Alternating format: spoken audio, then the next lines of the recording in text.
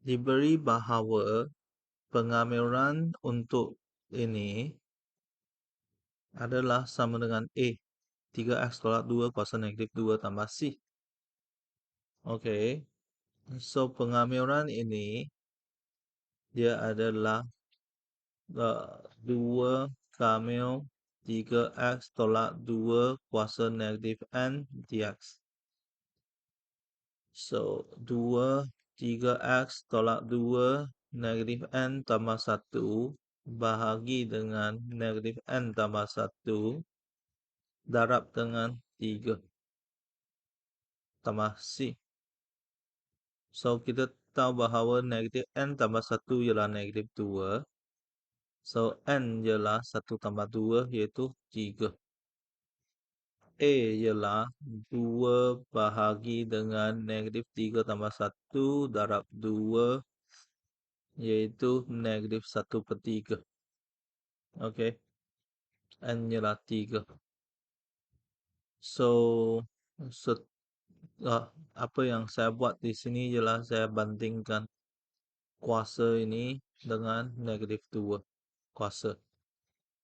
Lepas tu yang A ini ialah dia punya perkali. Okey.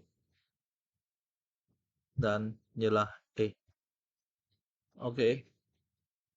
So, untuk bahagian B, guna nilai N yang diberi di A, iaitu 3. Cari nilai untuk yang pengamiran ini. So, N ialah 3. So, ini ialah pengamiran 1 hingga 3, 8, 3x tolak 2, negatif 3, dx. Okey, so dia adalah 8, 3x tolak 2, negatif 2, bahagi negatif 2, dan 3, dari 1 hingga 3. Okey. So, dia akan jadi 4 per 3, 3x tolak 2 kuasa 2 dari 1 hingga 3, 4, 3, 3, 3 tolak 2 kuasa 2 tolak 4, 3, 3, 1 tolak 2 kuasa 2. So, ini ialah 4 per 7. 3 darab 7 square. Tolak 4 per 3 darab 1 square. Okey, so 4 per 3 darab 7 square tolak dengan 4/3. So, dia akan jadi negatif 6 bahagi dengan 49. Okey.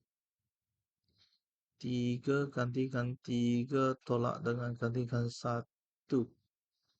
Okey.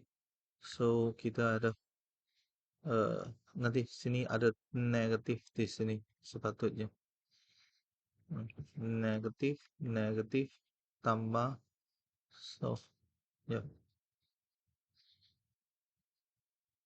Semak jawapan 8 per 3x tolak 2 kuasa 3 dari 1 hingga 3. Betul. Okey.